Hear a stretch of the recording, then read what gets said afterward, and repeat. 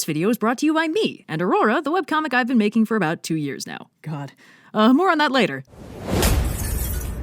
There are basically no stories that show the audience a completely unbroken stretch of time. Characters go to sleep and wake up several hours later, travel time is handled with a montage instead of a 14-hour play-by-play of the entire trip, and the number one unspoken rule of story pacing is no one ever poops. The official term for these time jumps is an ellipsis, and they technically break continuity, but they make up for it by improving the pacing. Continuity is very important because the more naturally the story flows, the better the audience will understand it. But pacing is equally important because it's what keeps the audience invested. It might be better for the continuity if we watch the entire process by which a character travels from point A to point B, down to the in-flight snack and the luggage carousel, but it'd kill the pacing to subject the audience to that kind of real-time drudgery. To preserve balance, most stories feature small intervals of high continuity punctuated by breaks that abruptly move the story from point A to point B, skipping over the boring parts to preserve the pacing between continuous story beats. A character will wake up, and the next time we see them, they'll be heading downstairs for breakfast. We didn't need to see them drag themselves out of bed, pull on some sweatpants, and stare at the wall for a hot minute before heading out, because while that would further the continuity, it would drag down the pacing. That said, some stories deliberately show us these slower moments to produce a feeling of mundanity, domesticity, boredom, or depression, but that's a deliberate narrative choice to produce a specific audience impact. The point is, in fiction, time is not linear, it's broken up. And that can be valuable, because small-scale time jumps are sometimes used in creative ways, especially in mysteries where they hide key story details that'd otherwise make the mystery too obvious. In the Agatha Christie novel, The Murder of Roger Ackroyd, which I'm about to thoroughly spoil, the narrator says, "The letter had been brought in at 20 minutes to 9. It was just on 10 minutes to 9 when I left him, the letter still unread." This innocuous 10-minute time jump obscures the fact that in that time, the narrator murdered Roger Ackroyd. Small-scale time jumps can be used to hide big plot details while also hiding that anything is being hidden. We're so used to time jumps preserving continuity that when the rule is broken, it surprises us. Now, while small-scale time jumps are a fundamental building block to basically all storytelling, they're distinguished from the large-scale time skip, where a story actively skips ahead, usually by several years, deliberately breaking the continuity in a way the smaller-scale jumps typically don't. Time skips are deliberately jarring in a way time jumps aren't. When a story gives us a time jump, it's usually because the audience is assumed to know what goes in the gap. If the character wakes up and the next time we see them they're eating breakfast, we assume they probably put on pants and went into the kitchen for food. It's an easy inference to make, and it's not particularly interesting to look at, so the story jumps over it and the audience doesn't mind, or usually even notice. And even when time jumps are used in mysteries to hide plot details from the audience, it's usually so subtle the audience doesn't notice their perspective is being manipulated. But when a story does a time skip,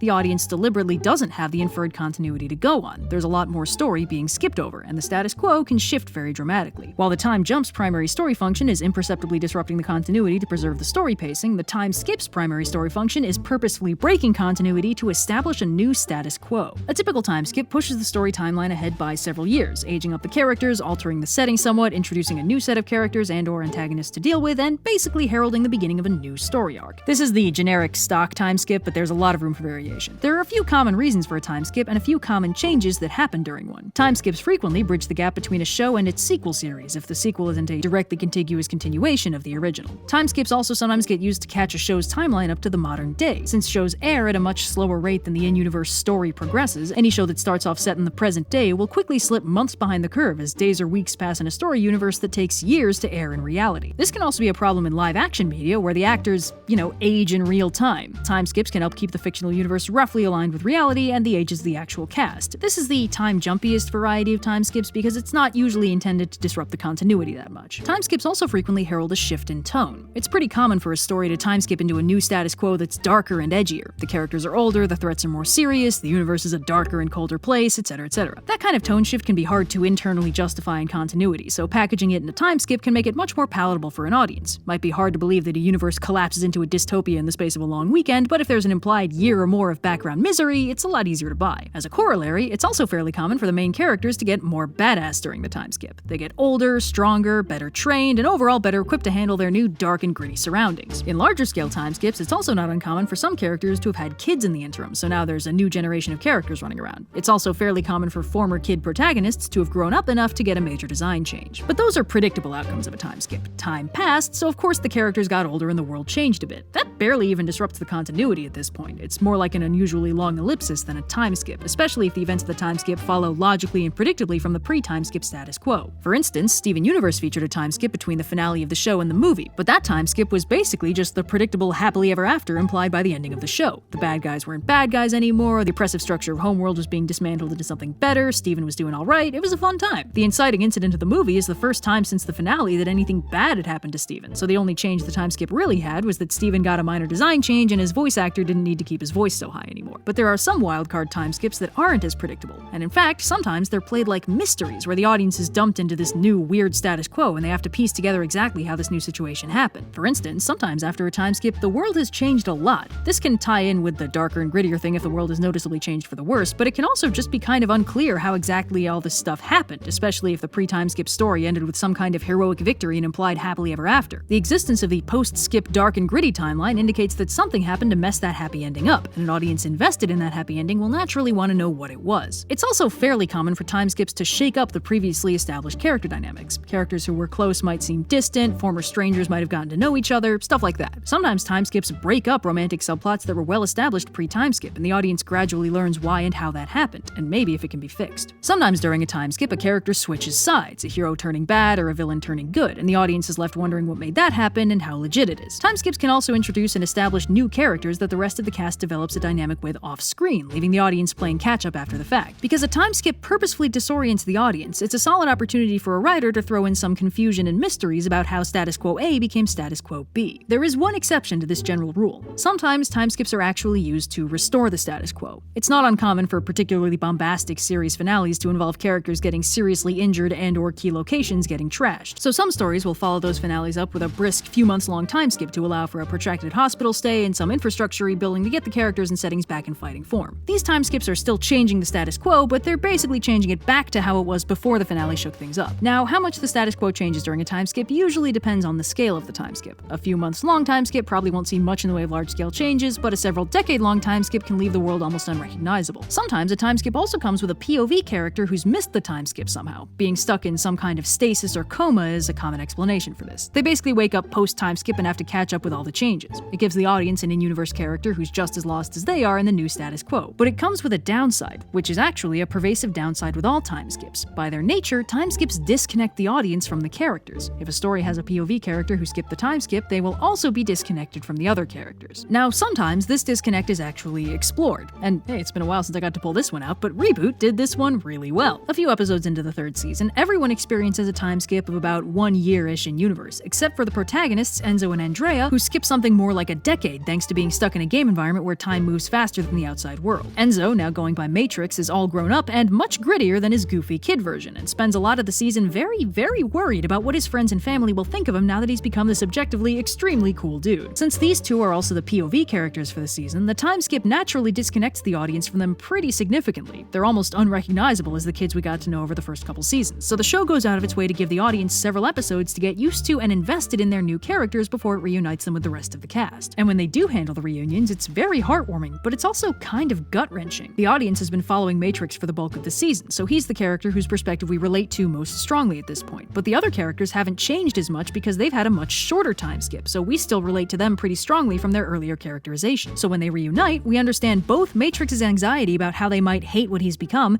and that the other characters are seeing him as a cherished loved one miraculously returned alive, but very different from the naive kid they remember. This is a story that leverages that time skip-induced character disconnect for some really quality drama. Unfortunately, not many stories pull that off so well. Most time skips dive right into the new plot with no time to adjust, so the audience is disoriented and disconnected, which often means the audience ends up disengaged. If the world and the characters are suddenly unrecognizable, the story has to work to get the audience invested again. In a sense, it's like the show is starting over. The POV time skip misser character is an attempt to compensate for this by giving the audience at least one point of familiarity, but it comes at the cost of wildly disrupting every relationship that character had. This is actually one of the problems I personally had when I was watching Young Justice, because the first season was very character-driven and very fun. The dynamics between the main characters built up naturally over the course of the season, and while it was a superhero show with superhero shenanigans, the part that really sold me was the character arcs. It included a couple romantic subplots that built up fairly well, and in the finale, everything worked out, good triumphed, and the official couples all kissed and stuff. Season 2, however, starts after a 5-year time skip. The cast has been greatly expanded, which is narratively neutral, not automatically good or bad. But the central cast, the original characters we've already gotten invested in, haven't just aged up. They've all been disrupted to varying degrees. Robin is now Nightwing, which I think is the only unconditionally positive development, but Superboy and Ms. Martian, the primary romantic subplot from Season 1, have broken up because of a breach of telepathic trust person aren't on very good terms. And Aqualad, Kid Flash, and Artemis, a full half of the original team, are nowhere to be seen for the first episode. It's later revealed that Aqualad is evil now, or at least undercover as a supervillain, and Kid Flash and Artemis have retired from superheroing. The original team is basically gone, and all the dynamics we spent the first season getting invested in are nowhere to be seen through the second season. They don't even let the characters interact casually, and throughout the season, the team dynamic isn't really repaired. Among other things, there's an idiot plot in the middle, which is officially defined as any plot that wouldn't happen if all the characters involved weren't idiots, where some of the gang decides to fake Artemis's death at Aqualad's hands without telling Ms. Martian, who is a telepath, that it's a fake death and her bestie hasn't really been murdered by her other former bestie. Ms. Martian, who somehow does not figure this out at any point despite being psychic, later telepathically destroys Aqualad in retribution, only realizing her mistake when she's mid-brain smashing. All of this does get fixed eventually, but it's really indicative of how the team dynamic has been sacrificed for the time skip. There's nothing wrong with the character dynamic changing over time, and I don't even mind that the friendships got broken up.